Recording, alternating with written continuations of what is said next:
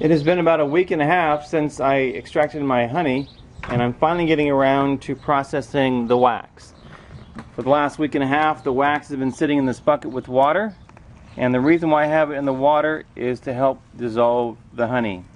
What I'm going to be doing is cleaning this wax and putting it in my solar oven to let the solar oven evaporate the water, melt the wax, and filter out the debris. One thing I try to do in this bucket is kind of break up the wax so that I can get most of the honey out of it. Then I'm just going to take it over here, put it in this colander, and rinse it off one more time with the garden hose, and then put the wax in the solar oven. So with the soaker hose on, I have some wax, a couple handfuls here. I put in this colander, and I just kind of flip it like this, and as you can see, the wax rotates, and I rinse it off with the sprayer on shower mode. Once I feel like it's been thoroughly cleaned, I'll turn off the hose, shake the water out, and then just dump it in this holding bucket. Since this bucket's been sitting in my garage with 100+ degrees for the last week and a half, it kind of smells like I've been making mead. Never done that before, won't see how it tastes, but anyway, it actually smells pretty good. I pretty much got most of the beeswax out of the bucket here. You can see I had probably about 3/4 of the way full of water so that it would dissolve the honey. Now I'm just going to pour the rest of this bucket into this colander here to sift out the remaining and then wash it off and put it in this bucket. So we've actually got about a half a bucket, about 2 pounds out of a 4-pound bucket. This is about halfway full. So it'll be interesting to see how much wax we end up with, but this is already looking much better than the wax that was in the original bucket. You might also recognize that I'm not doing this in the house. I'm doing this outside, kind of watering my lawn at the same time, but dealing with wax and honey inside the house, especially in the kitchen, is not a good idea. Sometimes you don't have a lot of options, and if you don't, make sure you lay down tarp, plastic, something much wider than the area that you're working in, because things have a tendency to splash, and do your best in cleaning up to keep a happy wife. Like I say, happy wife, happy life. Now that I have the bucket and my wife's utensils cleaned up, rinsed off, it's time to take everything over to the solar oven and start melting wax. I'm on the south side of my house where I'll have sun all day, and I've got my SOS Sports solar oven set up.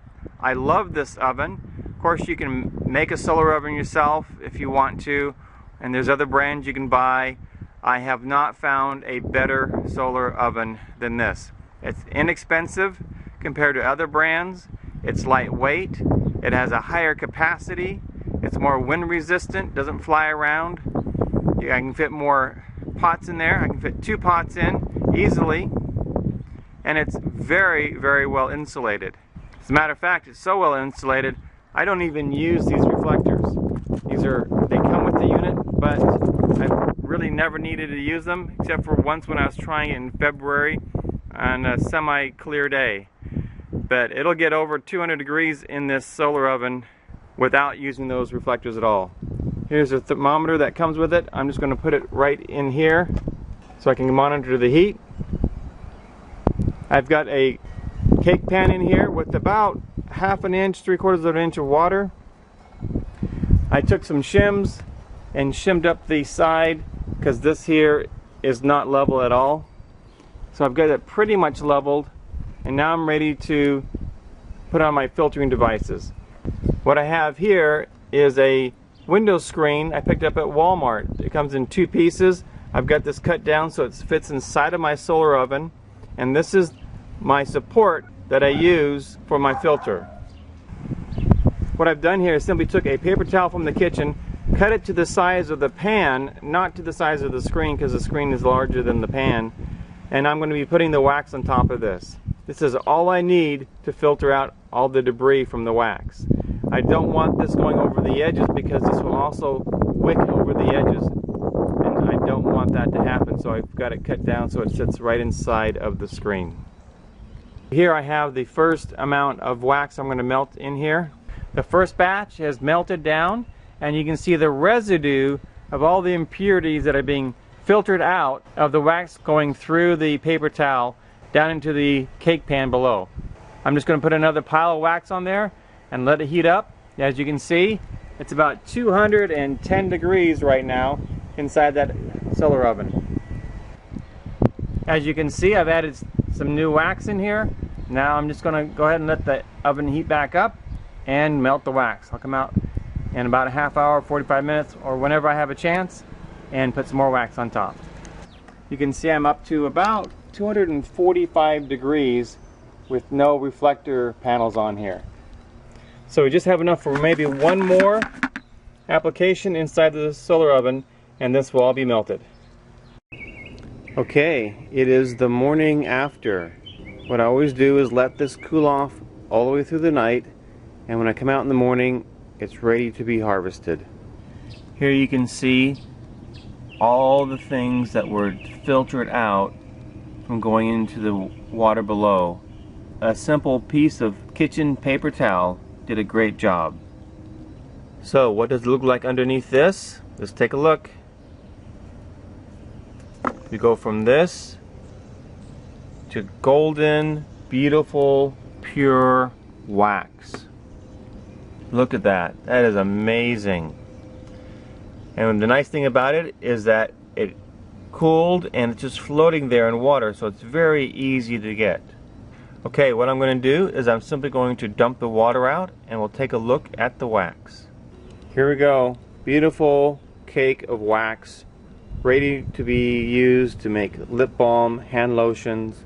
As a matter of fact, I have videos and recipes of lip balm and hand lotion that we have made already. So please look below this video for links to my videos on how to make lip balm and hand lotion. You don't have to make your own wax. You can buy wax to do that. But it's very rewarding to be able to say, yes, this lip balm came from my bees. And it's so easy to do. So easy to process this and so easy to make the lip balm and hand lotions. Another thing I like about leaving it undisturbed, if you're like me, you're going to want to peek once it's gone through the paper towel, but don't move anything, don't disturb it, and let it cool by itself, because if you disturb it, you're going to mess up the wax and make a mess. But if you don't, this pan comes out super clean, and it's really easy to get this little residue off the edge. But by having the water in here, it floats the wax. The wax comes out very easy, and the pan comes out clean. Now, I always have a tendency to spill a little bit here, and so I've got some wax right here, just a thin coat of wax. What I'll do is just let this warm up here in the sun. I will come out with a clean paper towel and just wipe this down. Very easy cleanup. Okay, we've got the scale tared out, and let's just go ahead and put the wax on here and see how much wax we have. So we have the wax, and we have just over 2 pounds of wax. To me, that's not a lot of wax, but you'd be surprised how much hand lotion and lip balm that will make. I don't typically make candles. That takes up a lot of wax. But I do love processing this wax. It's so beautiful. This paper towel will just come right off the screen, and then I typically just throw this away. I really haven't found a use for this. I guess I could use this for my smoker, to light the smoker up, but I haven't found a use for it yet. If you have some recommendations that you might use this for, let me know. So this time I won't throw it away. I'll wait for your comments below. This is just one of the many ways that I use my solar oven. I really like this SOS Sports oven. If you are looking for a good quality, very reliable, very strong, well insulated, and affordable solar oven, please take a look at the link below this video. I guarantee you, if you are without power, or if you don't want to heat up your house, this is a great way to go to cook your food. I have several videos on food that I've prepared. I'll have links below to that playlist. It comes with much more than I'm showing here. A cookbook, a water purification indicator, a couple pots, the reflectors, the thermometer, and other things. It's a great deal. Something that every prepper should have in their arsenal. If you have food stored and you don't have a way to cook it, you're going to have a problem.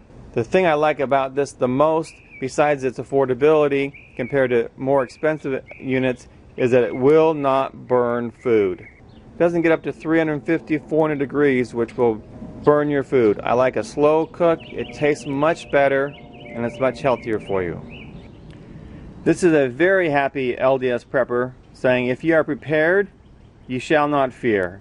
And if you have bees and you're extracting honey, don't forget to save the wax and enjoy using the wax to make other things.